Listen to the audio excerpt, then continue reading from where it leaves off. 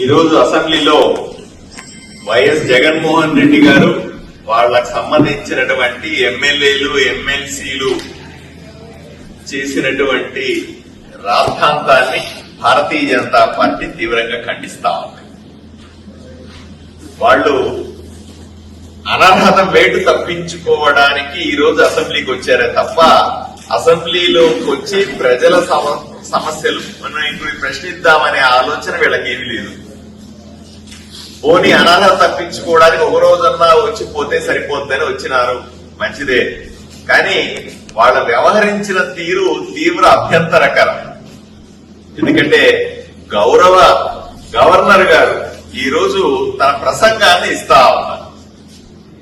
ఉమ్మడి సభలకు సంబంధించిన సభ్యులను ఉద్దేశించి మాట్లాడుతున్న సందర్భంలో వీళ్ళు గొడవ చేయాలని ప్రయత్నం చేయడం, పేపర్లు చించి విసరడం అన్నది ప్రజాస్వామ్యంలో ఇది మంచి పద్ధతి కాదని మేము భావిస్తాం. పోనీ వీళ్ళ డిమాండ్లు ఏమన్నా ప్రజల వైపు నుంచి ఏమైనా డిమాండ్లు ఉన్నాయా అంటే అవి కూడా ఏమి లేవు. మాకు ప్రతిపక్ష హోదా ఇవ్వండి, మమ్మల్ని మాట్లాడనివ్వండి, మాకు మైకులు ఇవ్వండి. ఈ ప్రతిపక్ష హోదా వాళ్ళకు పదవి కావాలని చెప్పి గట్టిగా గొడవ చేసి అసెంబ్లీలో రాద్ధాంతం సృష్టించారు తప్ప అంతకు మించి వీళ్ళకి ఎటువంటి కూడా ప్రజల పట్ల బాధ్యత లేదు అనే విషయాన్ని తెలుస్తాం. పోనీ పూర్తి అసెంబ్లీ సమావేశం అంతా కూర్చొని మాట్లాడినారంటే అది కూడా లేదు. కేవలం అంటే 10 నిమిషాలు మేము అసెంబ్లీకి వచ్చాము అని హాజరు వేసుకోవడానికి ఆ 10 నిమిషాల సమయాన్ని కేటాయించుకొని ఊకుమ్మడిగా వచ్చారు. అట్లాగే 10 నిమిషాలు అవుతే అందరూ సైకిల్ చేసుకుని ఊకుమ్మడిగా పోయినారు. దీని వల్ల ప్రజలకు ఒరిగేది ఏమిటి?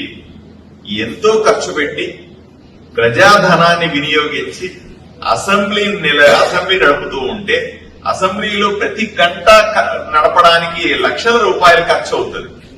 ఇంత విలువైన సమయాన్ని వృధా చేయడానికి వచ్చినటువంటి వైఎస్ఆర్సీపీ సభ్యులు కానీ, ఎమ్మెల్యేలు కానీ, ఎమ్మెల్సీలు కానీ, జగన్మోహన్ రెడ్డి గారు కానీ పూర్తిగా ప్రజా సమస్యల్ని మాట్లాడటంలో విఫలమైనారు. వీళ్ళు ప్రజలకు ఉపయోగపడరు అనే విషయాన్ని మేము గట్టిగా నమ్ముతాం.